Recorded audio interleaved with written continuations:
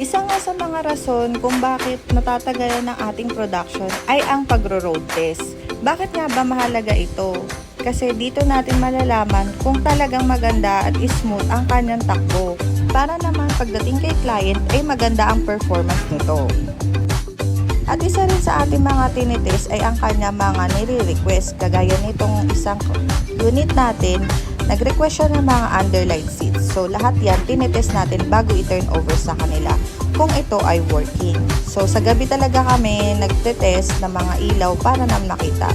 So itong video naman na next is another series of road test din ito kasi i-release na rin siya kinabukasan. So as in up to the last minute, nititest natin siya. So dito makikita natin, ayan, pati yung kanyang top speed, sinusubukan din natin.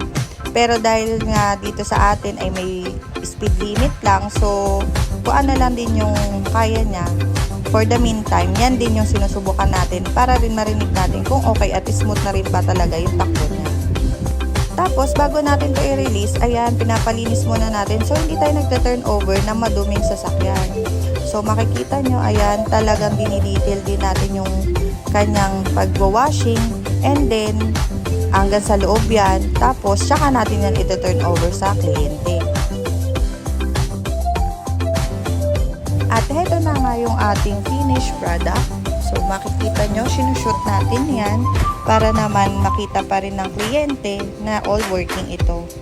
So, gumagana yung kanyang mga ilaw at ang kanyang mga accessories ay perfectly installed naman.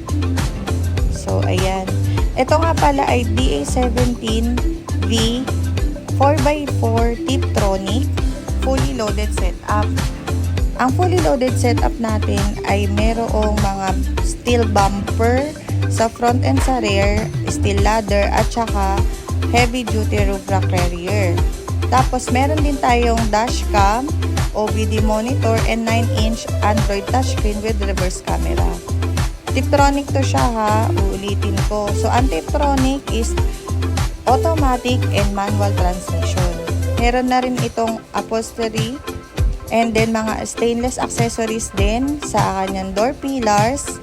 May rain visor, signature headrest. Ayan, kasi straight seat bar yan siya. So, naglalagay tayo ng signature headrest. VIP upholstery sa ceiling, trio fan. And then, vinyl matting. Lahat yan is fixed type.